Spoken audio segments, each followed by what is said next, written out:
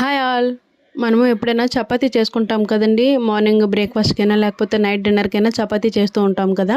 ఎప్పుడైనా left over 1, 2 ఇలా చపాతీ మిగిలిపోయినప్పుడు దానికోసమని ప్రత్యేకంగా చట్నీ చేయలేము. లేదంటే కర్రీ అయినా చేసుకోలేము కదా! అలాంటప్పుడు నేను చూపించే సింపుల్ రెసిపీ చేసుకోండి.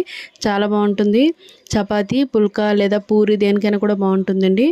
ముందుగా ఒక ప్యాన్‌లోకి ఆయిల్ వేసుకోవాలి. ఆయిల్ హీట్ అయిన తర్వాత ఫైన్‌గా చాప్ చేసుకున్న ఆనియన్స్ వేసుకోవాలండి. ఆనియన్స్ బాగా ఫ్రై అవ్వాలి. ఇలా బ్రౌన్ కలర్ వచ్చేంత వరకు ఫ్రై చేసుకొని దాంట్లో కొంచెం టేస్ట్‌కి సరిపడగా సాల్ట్, అలాగే ఒక స్పూను కారం, కొంచెం పసుపు కూడా వేసుకోవాలి.